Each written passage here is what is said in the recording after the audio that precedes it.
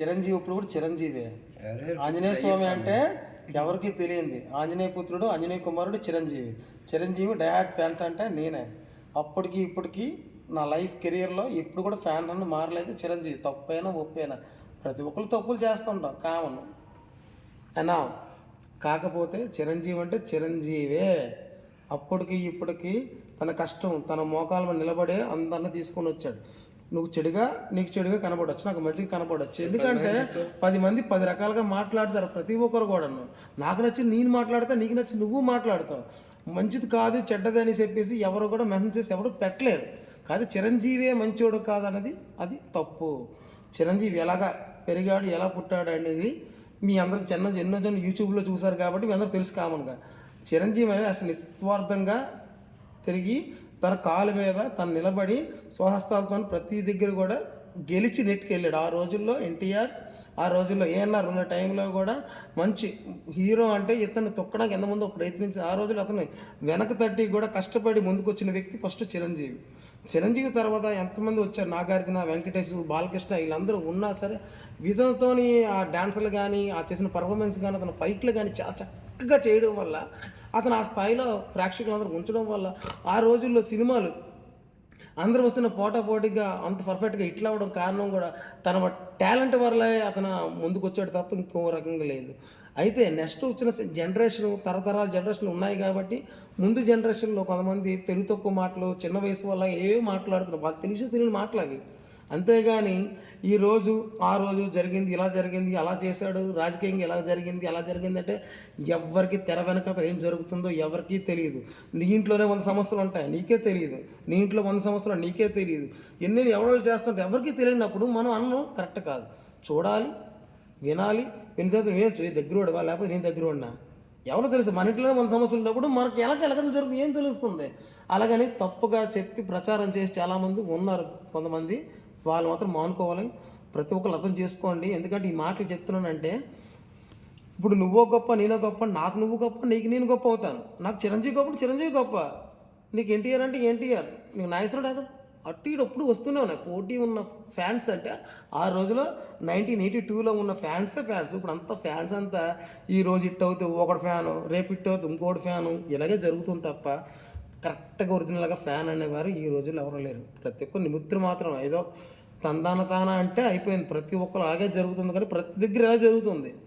అంతేగాని ఈరోజు ఒకళ్ళ తప్పు చేసి ఒకళ్ళ మీద నెట్టడం చాలా డట్ ఈజీ అయిపోయి ప్రతి ఒక్కరు నచ్చినట్టు మాట్లాడతా, అది కరెక్ట్ కాదు. అదైతే నేను అనుకుంటే చిరంజీవి గురించి నా అభిమానంగా నేను చెప్తున్నాను.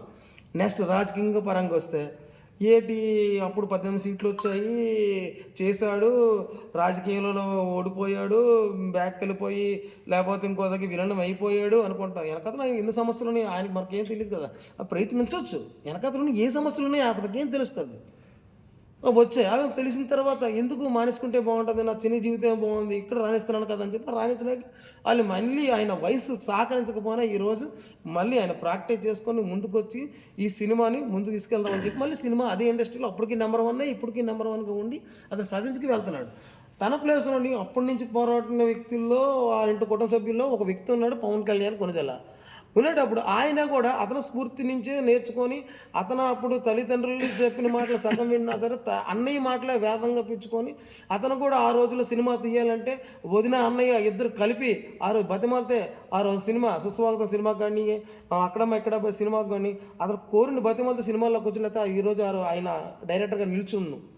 అతని వ్యక్తి కూడా అతను కష్టపడినా సరే మా తమ్ముడు కష్టపడాలి చెయ్యాలి, నేను లేను అతనే నా వెనక అతను ఉంటాడని చెప్పి తన సపోర్ట్ చేస్తే అతను కూడా మంచిగా ప్రతి దగ్గర మెచ్చుకొని అందరూ మనల్ని కూడా పొంది అతను కూడా ఈరోజు కొనిదెల పవన్ కళ్యాణ్ అంటే పవర్ స్టార్ అని చెప్పి పేరు తెచ్చుకున్న నా స్టార్డమ్ ఉన్నా సరే ఈరోజు చిరంజీవి స్టార్డమ్ ఉన్న మెగాస్టార్ అన్నా సరే పవన్ కళ్యాణ్ పవర్ స్టార్ అని చెప్పి పేరు తెచ్చుకున్న వ్యక్తి కొనిదెల పవన్ కళ్యాణ్. అలాగే అతను కూడా ఎంతో కొంత సహకారం అందించాడు. కానీ లేదని చెప్పేసి కొల్లగా వెనకాతల ముందు మాట్లాడడం అది సబబు కాదు, అది కరెక్ట్ కాదు. ప్రతి ఒక్కరు ఇంతే కామన్గా మాట్లాడివచ్చు, ఒకళ్ళ మురగ జల్లివచ్చు. నీ దాకొస్తే ఒక లెక్క, నా దాకొస్తే ఒక లెక్క, ఇది కరెక్ట్ కాదు. అదే that is megastar Chiranjeevi.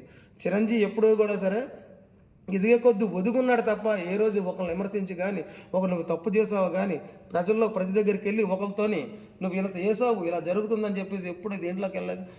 Backup ఉన్నాడు, ఉండడం వల్ల వెనకాతలు ఉండడం కూడా ఒక తప్పు. అంటే సైలెంట్గా ఉంటే ఒక తప్పు, ముందుకెళ్ళి మాట్లాడితే ఒక తప్పు వస్తుందనే బ్యాకప్ అయి ఉన్నాడు. అలాగనే అతని విషయాలు అతని గురించి ఇప్పుడు చిన్నప్పటి నుంచి చూస్తున్నాడు కాబట్టి నేను కష్టపడి నేను చేయాలి, రాజకీయాలకు రావాలని చెప్పి అతను కూడా కష్టపడ్డాడు. ప్రజారాజ్యం పార్టీలో అతను కూడా ఎంతో పార్టిసిపేట్ చేశాడు. చేసిన తర్వాత ప్రజారాజ్యం ఓడిపోయినా సరే 18 సీట్లు అతను విలన్ అయిపోయినా సరే నేను మళ్ళీ పార్టీ పెట్టి నేను ముందుకు వెళ్తానని చెప్పేసి పవన్ కళ్యాణ్ రోజు చెప్పడం జరిగినా సరే పవన్ కళ్యాణ్ సపోర్ట్ ఇచ్చి నేనైతే తమ్ముడు రానండి, నన్ను ఎంతమంది తిడుతుంటారు, రకరకాలుగా ఉంటాయి, ఎవరితో కలిస్తే మళ్ళీ గూటుపడడం చేసావని చెప్పి నీకు కూడా నా వల్ల ఇబ్బంది పడతావని చెప్పేసి నువ్వు ఇండివిజువల్గా పార్టీ పెట్టుకొని నువ్వు ముందుకు వెళ్ళు అని చెప్పి అతను సహకారం ఇచ్చిన తర్వాత వెనకాల ఉంటాను. ఇప్పుడు అవకాశం నాకు ఫోన్ చేయి, లేకపోతే నీ దగ్గరికి వస్తానని చెప్పి కొన్ని మాటలు నాకు తెలియవు, నలుగురు మాట్లాడుకున్న మాటలే మీకు చెప్తున్నాను.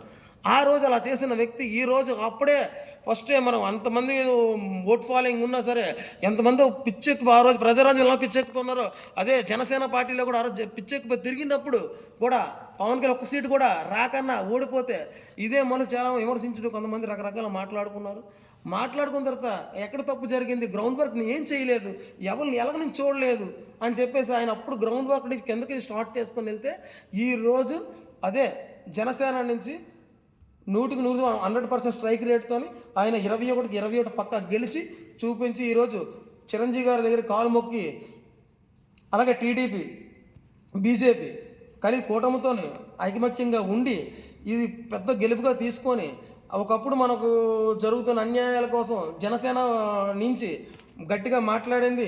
ఆ రోజు ఎవరు జగన్మోహన్ రెడ్డి చేసిన ప్రతి పాలనలో కూడా అక్కడ తప్పుదో చూపించి పవన్ కళ్యాణ్ ముందుగా నిలబడి అందరు ప్రశ్నించిన బట్టే పవన్ కళ్యాణ్ అన్నదండలతో అన్ని మూడు కూడా ఇందులో ఇంక్లూడింగ్ అయ్యి ఈ 3 కూటమి సమష్టి కృషి చేసి పోరాడి ఈరోజు గెలుపొంది ప్రజలందరూ న్యాయం చేకూరని అనుకుంటున్నాను నేనైతే.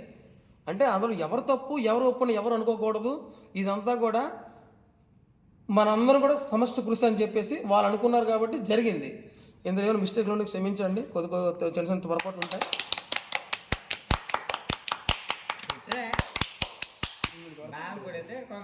స్టేట్మెంట్ మన కోసం కాదు, స్పీచ్